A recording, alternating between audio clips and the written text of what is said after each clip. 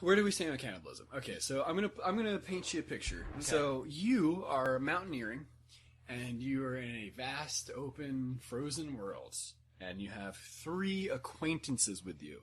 I want to put emphasis on acquaintances. They're not friends. They're not relatives. They are acquaintances. So a storm comes, and you get stuck. You get bogged down, and a few days pass, and you realize your supplies are running low. And you're not going to make it to the next county. I don't know. Frontier. Because that whole county didn't have any resources. You're in Utah, so there's like nothing going on there. Good. All right, so you're thinking, you're like, wow, I have a smoking hot wife to get home to. Yeah. She's got a bun in the oven.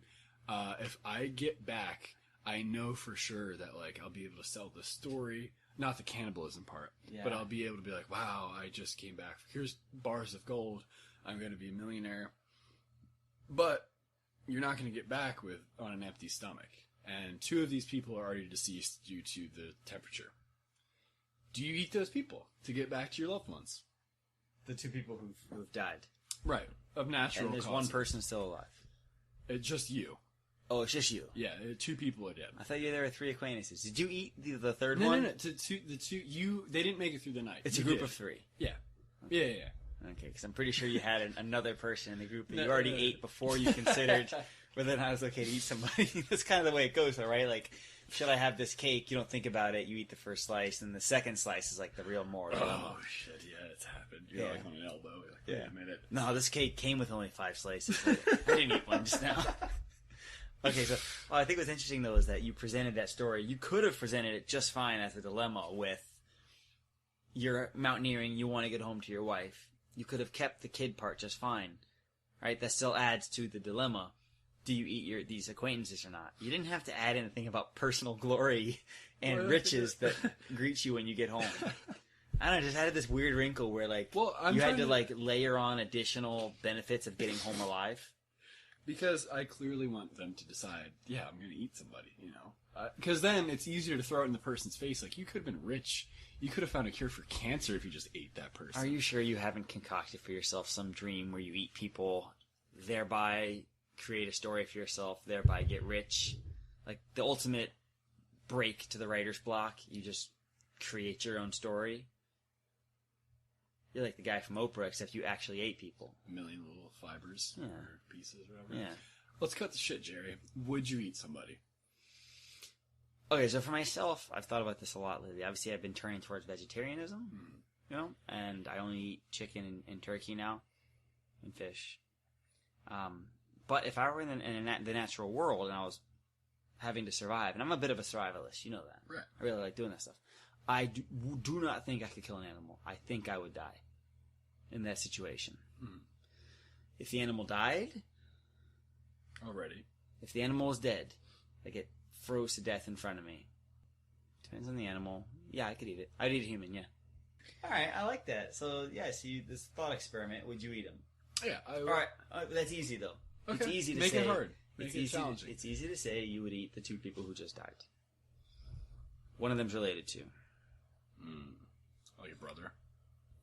They're taking it to levels I don't like. A second cousin. Oh, it's not, yeah. First cousin. I don't really have a second First cousin. Okay. Are they dead?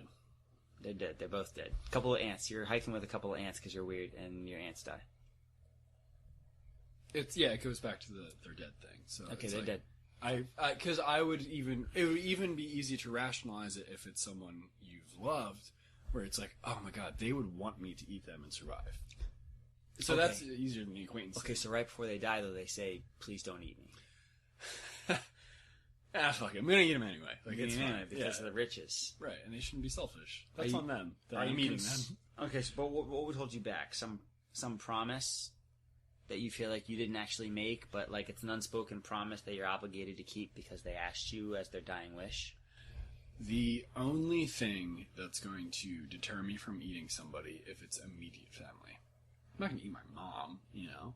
I can eat my brother. I'm not going to eat... That's the thing. That would be the only deterrent for me. Even if it's like... Yeah. It's modern day and it's like, do you want to go to the supermarket or your neighbor is playing his TV like way too loud? Yeah, yeah. Probably going to eat that guy. Yeah. You know? That's going to save me at least half an hour. Right, you're going to kill people. No, natural causes. Oh. Stick to the story. Naturally, he wasn't strong enough to survive your attack. And therefore, natural causes law of the jungle. Yeah, I'm the natural cause. But okay, alright. I think that's interesting, though. So there's a couple people with you. They don't have to be your aunts. Their dying wish is, please, hungry, desperate, bearded fella who's been rubbing his mustache for the last an hour staring at our butts, please don't eat us. Let us die in peace. Can I have a slice? Let us be dead. Can I have a butt slice? So you would be bartering. You'd be negotiating with the people on there. If I know I'm all right and they're gonna die, yeah, I'd be like, all right, well, let me get like a hand or something. There's some kind of code to you're hand jobbing yourself with their hands before it gets too cold. It's like absolute luxury. It's like, So you don't actually buttering a corpse. Yeah, so you don't actually eat them until you get so pissed off that their hands turn cold that you like kick them and then eat them. Like, I can't feel my hand. Yeah, shoulders. Yeah. Oh God, it's happening again. Because sex anger is like the harshest anger, right? It is. There is such thing as being horngry. You're so horny and hungry that you are just an irreparable monster, man. Is that really a thing? Oh, I get it all the time. Yeah. Is it such a... Is it a medical term? It. No, but yes. I've experienced so horny and hungry, I can't decide. And maybe that's that's the problem. It's like you can't figure out which is the louder voice. Plus, because the thing is, you got this watermelon in front of you, right? It's the only thing you can eat, and you're horny. Which do you do first? You can't eat the watermelon and then bang the watermelon, because the watermelon's gone. You have to bang it and then eat it. And then you're recycling protein. Can I ask you something? There's a thought experiment. Do you know the parable? I don't even know if it's really a parable as much as like a riddle or whatever. But wolf, head of cabbage, baby. You have a canoe that can get to the other bank. You can only take one thing at a time. Have you heard this? I've heard it. I don't remember it being head of cabbage and a baby, though. Or maybe it's a wolf, head of cabbage, rabbit. Okay, that makes a little bit more sense. But I guess technically the baby... Okay, alright, let's not split here. Let's not get into semantics here. Anti-semantics. Does the baby have a gun? It's got brass knuckles. It changes the whole hierarchy. But you've heard this. I have heard this. I have asked at least 10 different people in the past month. I'm like, all right, have you heard of this thing where it can only take one thing? Well, you've been presenting this world where there's a baby and a wolf and a head of cabbage and two dead bodies to them. You've been mixing the stories up.